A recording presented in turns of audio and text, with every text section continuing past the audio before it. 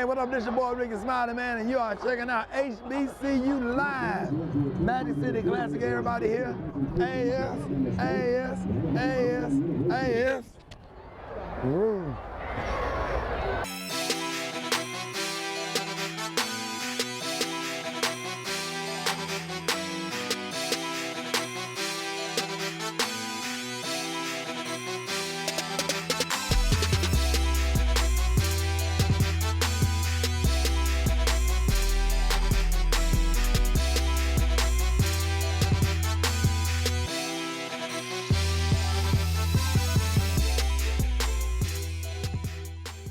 Nobody was half-stepping in Birmingham. It's Magic City weekend. Alabama State, Alabama A&M. Need I say more? Who's in the house in Legion Field? Can I get a Lisa Ray sighting? There she is. Oh, Lisa, thank you very much. Alabama State came into this game trying to win their 6th straight game after an 0-2 start, and boy, did the defense come out to play early. Barrington Scott trapped in the backfield for a loss. Carlton Jones on the stop. Then it's the ASU offense going to work. Daniel DeHart finds Justin Robinson across the middle. It's a big gain. But one thing you got to do after a big gain, you got to cash in, got to get a score somehow. Can't get a touchdown, get a field goal. But Alabama A&M dodges a bullet. Field goal goes wide right, and the Bulldog shows off a little swag. Not even military men can match the Bulldog swag, and they can't match the Bulldog special teams either. Alabama A&M blocking in a second field goal attempt by Alabama State in the first quarter. They dodged 2 bullets. It's still scoreless. You just get the feeling at this point that the Bulldogs will get a win in Legion Field. But in the second quarter, DeHart finds Jarrett Neely. He gets the ball inside the pylon. That's a touchdown, and the Hornets take a 7-0 lead. On the ensuing kickoff, though, you think that Alabama A&M finds a spark. Look at Terrence Pride elude some defenders and then break it loose down the right sideline, and at this point he's gone. He's gone. Touchdown? Not quite. It's called back for a penalty. It was that kind of game for Alabama A&M. Then later, Brandon Wells sacked in the backfield. The Hornets sting the Bulldogs repeatedly in the first half. Then just before halftime, the backbreaker, DeHart to DeMario Bell. That makes it 14-0. Bootsy Collins is in the house. We having a funky good time. Well, everybody except Alabama A&M, they go down big, 31-7 at the hands of Alabama State. See ya, baby. See ya.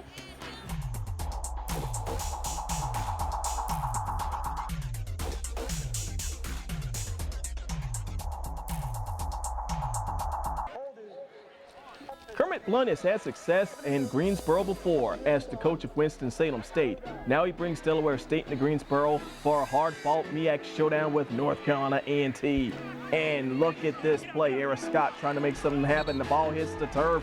Devontae Graham comes up with it. The Blue Death defense striking again for North Carolina A&T. It would be a rough night of sorts for Tariq Cohen. The freshman sensation at running back was held to 96 all-purpose yards by Delaware State. Meanwhile, Corey Murphy plays pitch and catch with Robert King, the short passing game, working wonders for the Hornets. This time Murphy finds Scott as a receiver, sets up a field goal attempt by Mitchell Ward. Ward with 2 field goals on the day. It's 6-0 DSU at the half. But if you thought North Carolina A&T was going to wave the white flag, you would be mistaken.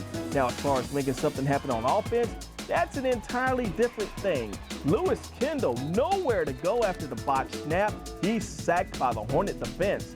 Then it's Murphy finding King across the middle. DSU is in business in the third quarter. Now Malcolm Williams gets the running game going. Delaware State did a pretty good job of using the pass to set up the run in the second half.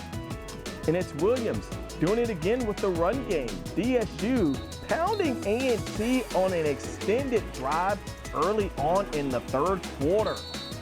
That is Lamar Shaw bulling it into the end zone on a 1-yard touchdown run. That made the score 12-0. The Hornets would hold on to win by a final score of 12-7. Kermit Blunt wins in Greensboro once again.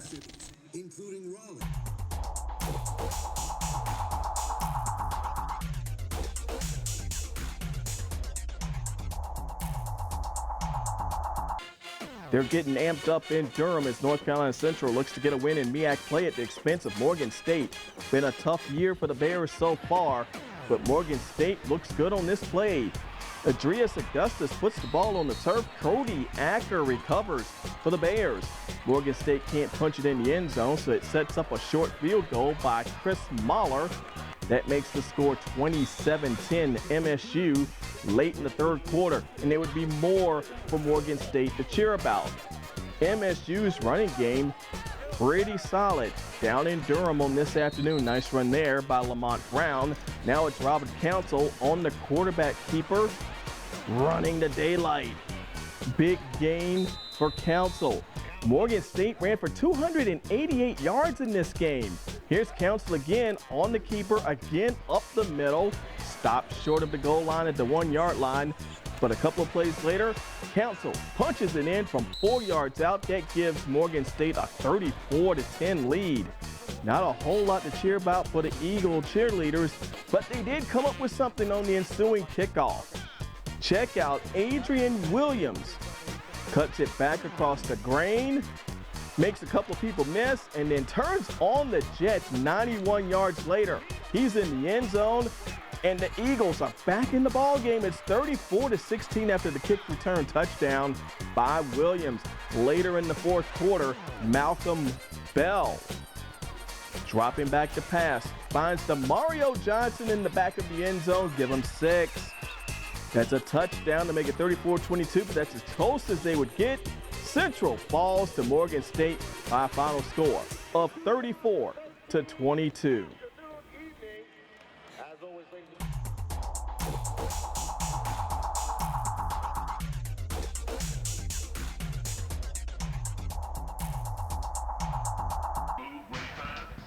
Johnson C. Smith was looking for a little home cooking at Eddie McGirt Field. The Golden Bulls playing host to Fayetteville State in a big CIAA showdown. JCSU coming off a tough loss to Winston-Salem State, and they found themselves in a 21-13 hole in the third quarter. Andre Alexander finding Fred Scott for the short gain. Alexander, playing for injured quarterback Keon Wallace, matriculates that ball a little bit closer to the goal line here.